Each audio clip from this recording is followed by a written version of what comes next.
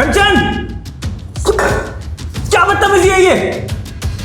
खाना खाते हुए तुमने चप्पल फेंक दी मेरे खाने में। तुम एक इंसान को खाना खाने से रोक रही हो, वो भी तुम्हारे बॉस को। कंचन, तुम्हें हो क्या गया? तुम ठीक तो हो? तुम्हारा दिमाग तो नहीं खराब हो गया है? कंचन, क्या बदतमीजी है? तुमने सर के खाने में चप्पल क्यों फेंकी? Have you lost it? दिमाग खराब हो गया क्या तुम्हारा? साहब, हमने जो कुछ भी किया ना, उसके पीछे हमारी बहुत बड़ी मजबूरी थी। मजबूरी? अपनी बदतमीजी को सर मजबूरी का नाम दे रही है? सर आपने इसको रखा था ना काम पर, देखिए ये सिला दे रही है। अरे सर, तुम जैसे लोगों पर कितनी दया करते हैं। सर आपने बहुत बड़ी मिस्टेक करी है इसको यहाँ पर काम पर रखकर। अरे आप तो इनकी सैलरी बढ़ा देते हो, ये सर चढ़े पड़े सर आपके। मैं तो कहता हूँ अभी के अभी से नौकरी से निकालो, और यहाँ पे खड़े होकर आंखें से आंखें मिला ली सर से। बेवकूफ औरत। साहब, आज तक जो कुछ भी मैंने किया है इस ऑफिस में, सबकी भलाई के लिए ही किया है। और आज मैंने जो ये चप्पल फेंकी है ना साहब, ये भी सिर्फ भलाई के लिए ही फेंकी है, क्योंकि मैं किसी रात से पर्दा उठाना चाहती हूँ साहब। कंचन, अपने बॉस के खाने में चप्पल फेंक कर तुम कौन सी भलाई करना चाहती हो मुझे समझ में नहीं आ रहा है। लेकिन एक बात याद रखो, इस ऑफिस में सब कुछ अलाउड है, लेकिन बदतमीजी नहीं। तुम्हें अगर कोई गिला शिकवा है तो तुम आकर बात कर सकती थी, लेकिन ये हरकत करने का मतलब है सीधा सीधा अपने मालिक से पंगा लेना, और उस मालिक से जिसने तुम्हें तरस खाकर इस नौकरी पर रखा था। भूल गई? विधवा की हालत में तुम मेरे पास आई थी मुझसे काम मांगने के लिए, और मैंने तुम्हें आंख बंद करके काम दिया था, बिना ये सोचे कि तुम्हारा क्या एक्सपीरियंस है, तुम कैसे कॉर्पोरेट ऑफिस में काम करोगी। लेकिन मैंने तुम्हें काम सिखाया, इस काबिल बनाया कि तुम आज जाकर दूसरी कंपनी में काम कर सकती हो, और तुम मेरे साथ ऐसा कर रही हो। और खाने में चप्पल फेंकने को तुम भलाई कह रही हो। कंचन, शायद तुमने सुना होगा कि किसी को अन्न खाते हुए रोकना सबसे बड़ा पाप होता है, और तुम ऐसा पाप करने के बाद भी इसका जस्टिफिकेशन दे रही हो। नहीं कंचन, तुम्हारी इज्जत करता हूँ, इसलिए ज़्यादा कुछ नहीं बोल रहा हूँ। बस इतना कहूँगा कि निकल जाओ मेरे ऑफिस से। तुम मेरे ऑफिस में नहीं रह सकती हो, निकलो यहाँ से। साहब, मेरी बात। बस कंचन, मैं और कुछ सुनने सुनाने के मूड में नहीं हूँ। जो हुआ है अभी, ये मेरे लिए एक बहुत बड़ा सदमा है। पता नहीं शायद तुम्हारी दिमागी हालत ठीक है कि नहीं। अगर हो सके तो जाकर किसी डॉक्टर से अपना इलाज कराना, लेकिन प्लीज़ मेरे ऑफिस से निकल जाओ, वरना मुझे सिक्योरिटी गार्ड्स को बुलाकर तुम्हें धक्के मार के बाहर निकलवाना पड़ेगा। Leave my office, leave.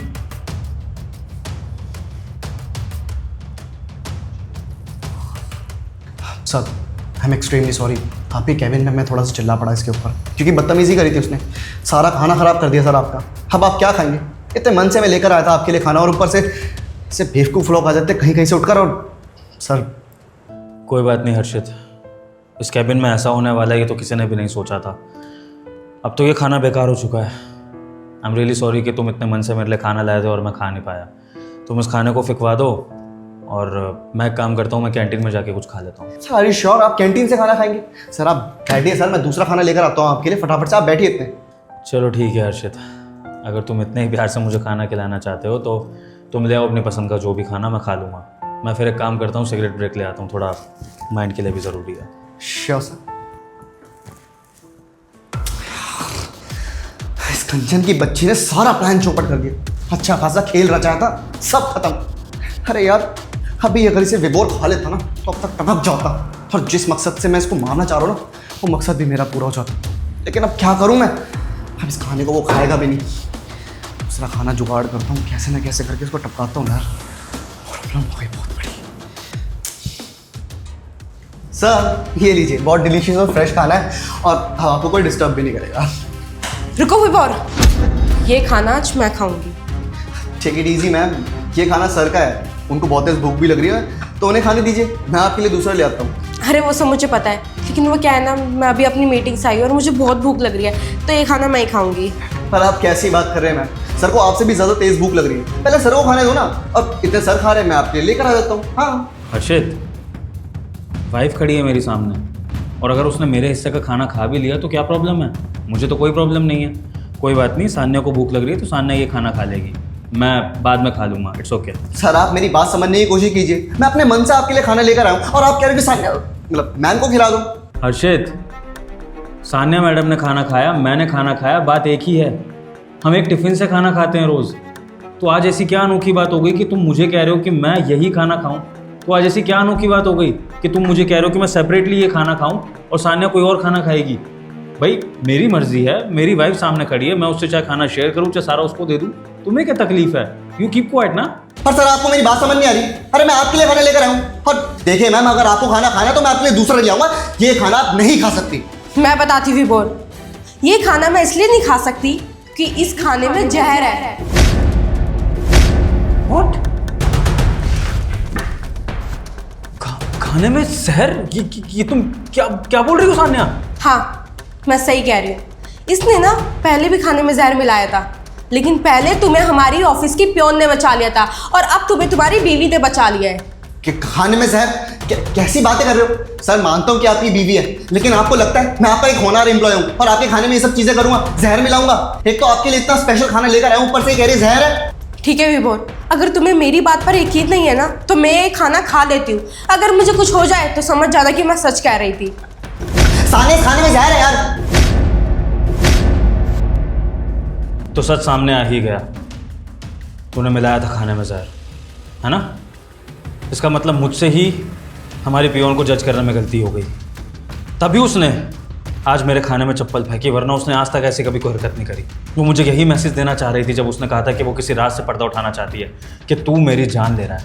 और जब मेरी बीवी ने ये साबित कर दिया ना, तो उसके बाद तो मुझे क्लियर हो गया कि तूने ही ये कांड करा है। देख, अब तुझे फालतू की एक्सप्लेनेशन देने की तो ज़रूरत है नहीं, क्योंकि मेरी नज़रों में ये क्लियर है कि तूने मुझे मारने की कोशिश करी है। मुझे बस रीज़न जानना है, रीज़न जानना है कि तूने ऐसा किया क्यों। और अगर तूने मुझे रीज़न नहीं बताया ना, तो समझ ले कि यहाँ पे हाथापाई भी हो सकती है। मुझे रीज़न बता अभी कि तूने जहर क्यों मिलाया मेरे खाने में। हाँ तो क्या करता मैं, क्या करता? अरे हम दोनों ने साथ में ऑफिस ज्वाइन किया था, सेम बैच में थे हम दोनों, और इसको मुझसे प्यार भी था, मुझे भी इससे प्यार था। रिलेशनशिप था हमारा, अच्छा खासा बिल्डअप हो रखा था, शादी तक के वादे करती थी मुझसे और मैं भी। और सर के आते ही, इनके आते ही तूने इनसे शादी कर ली, पैसे के चक्कर में, और मुझसे ऊपर पोजीशन में इस चक्कर में। हाँ तो मैं क्या करता? दिन रात बस तू ही चलता था मेरे दिमाग में, मन करता था तुझे जान से मार दूं और फिर इसको सहारा देता, लेकिन ऐसा कुछ भी नहीं हुआ। सारा का सारा प्लान चौपट कर दिया मेरा। कोई बात नहीं, छोड़ूंगा नहीं मैं तुझे, तो मैं मर के ही रहूंगा। देख, तूने मेरे बारे में जो भी बोला कि तू मेरे साथ जो भी करना चाहता था, एक बार को मैं उसको भूल जाऊंगा, लेकिन अब सान्या मेरी बीवी है, और अगर तू या कोई भी इसके बारे में, इसके कैरेक्टर के बारे में कुछ भी बोलने की कोशिश करेगा तो मैं उसे जान से मार सकता हूँ। तू तो खाने में जहर मिला के मारने की कोशिश कर रहा है, लेकिन मैं तुझे अपने हाथों से जान से मार सकता हूँ अगर तूने मेरी बीवी के बारे में उल्टा बोला। क्या कह रहा है तू? कि सान्या पैसों के लिए मेरे पास आ गई तुझे छोड़कर। तुझसे प्यार करती थी सान्या सच्चा, लेकिन तूने इसके प्यार की कदर नहीं करी। इसने तुझे नहीं छोड़ा है, तूने इसे छोड़ा था चीट करके। हाँ, याद आया? अपनी गर्लफ्रेंड्स के साथ बाहर घूमा करता था, एंजॉय करता था, और एक रात सान्या ने तुझे ये सब कुछ करते हुए देख लिया था। और एक सुबह सान्या ऑफिस में आकर रो रही थी, तब मैंने सान्या से सारी बात पूछी और फिर मैंने सान्या को कंधा दिया और उसको प्रपोज भी किया और वादा किया कि मैं सान्या का एक अच्छा और लॉयल लाइफ पार्टनर बन के दिखाऊंगा, क्योंकि सान्या को तुमसे मूव ऑन भी करना था। और रही बात पैसों की, तो मेरी बीवी कोई गोल्ड डिगर नहीं है। इसने मुझसे साफ कह रखा है कि विभोर, मुझे तुम्हारी जायदाद में से, तुम्हारे ऑफिस में से एक हिस्सा भी नहीं चाहिए। और इनफैक्ट इसने ये भी फैसला कर लिया था कि कुछ महीनों बाद ये मेरी कंपनी छोड़कर किसी दूसरी कंपनी में नौकरी करेगी और खुद को स्टेबल करेगी, सेल्फ डिपेंडेंट बनेगी, मुझ पे डिपेंडेंट नहीं रहेगी, ताकि दुनिया वालों को इसे बोलने का मौका ना मिले कि ये गोल्ड डिगर है, इसने मुझसे पैसों के लिए शादी करी है। अरे क्या प्यार करता था तू इससे, तो तू उसके बारे में इतना भी नहीं जान पाया। प्यार के लिए बदला ले रहा था। अरे तेरे जैसे सेल्फिश लोग प्यार के बारे में कुछ नहीं जानते हैं, ना प्यार कर सकते हैं। तुम खुद से ही प्यार करते हो और एक समय के बाद तुम पैसों के लिए खुद को भी भेज दोगे, ये तुम्हारी औकात है। You know what, हर्षित, तुम जैसे लड़के ना लड़कियों से तो बहुत उम्मीदें रख लेते हो, लेकिन उन लड़कियों की उम्मीदों पर ना कभी खड़े नहीं उतरते, इसलिए ना आई हेट यू। अब जो हुआ सो हुआ, मैंने झेल लिया। तूने मेरे ऊपर 2 बार जानलेवा हमला करने की कोशिश करी है, लेकिन अब तीसरी बार मैं ये मौका आने नहीं दूंगा। चुपचाप इस ऑफिस से निकल जा और दोबारा इस ऑफिस के आसपास भटक मत जाइए, क्योंकि अगर तू मुझे दिखा तो अगली बार तू सीधा जेल में होगा। तुझसे बात नहीं करूंगा, डंडों से पिटाई होगी तेरी। निकल यहाँ से, निकल। सान्या, सबसे पहले तो उस खाने को यहाँ रखो, सब कुछ इसकी वजह से हुआ है। और थैंक यू सो मच मेरी जान बचाने के लिए। लेकिन सान्या, तुम्हें ये वक्त पर पता कैसे लगा कि हर्षित ने मेरे खाने में जहर मिलाया, और तुम इधर एकदम टाइम से कैसे पहुंच गई? क्योंकि मैं तो खाना खाने ही वाला था। मैं बताती हूँ, कंचन ने मुझे बताया। अरे कंचन, तुम यहाँ वर्किंग आवर्स में क्या कर रही हो? तुम अंदर काम क्यों नहीं कर रही? छुट्टी हो गई क्या तुम्हारी? हाँ मैम साहब, हमारी तो हमेशा के लिए छुट्टी हो गई है। मतलब मैं कुछ समझी नहीं। विभोर साहब ने हमें काम से निकाल दिया मैम साहब। क्या? विभोर ने तुम्हें नौकरी से निकाल दिया है? लेकिन उसने ऐसा क्यों किया? क्योंकि मैम साहब हमने उनकी जान बचाई। क्या बकवास कर रही हो तुम? विभोर की जान को कैसे खतरा है? वो दरअसल बात ऐसी है मैम साहब कि हर्षित साहब जो है ना, उन्होंने विभोर साहब के खाने में जहर मिला दिया था। तो एक बार तो हमने बचा लिया, अब आपके पति हैं और आपकी जिम्मेदारी है कि आप उनकी जान बचाएं।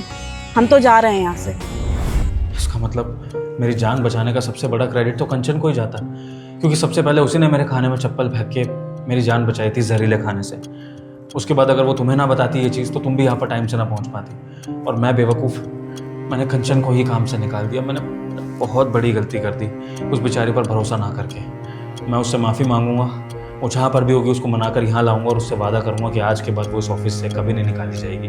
वो मेरी बड़ी बहन बन के रहेगी, है ना? हाँ, तुम मुझसे माफ़ी मांग लेना और तुम मुझे थैंक यू मत बोलो, ये मेरा फ़र्ज़ था।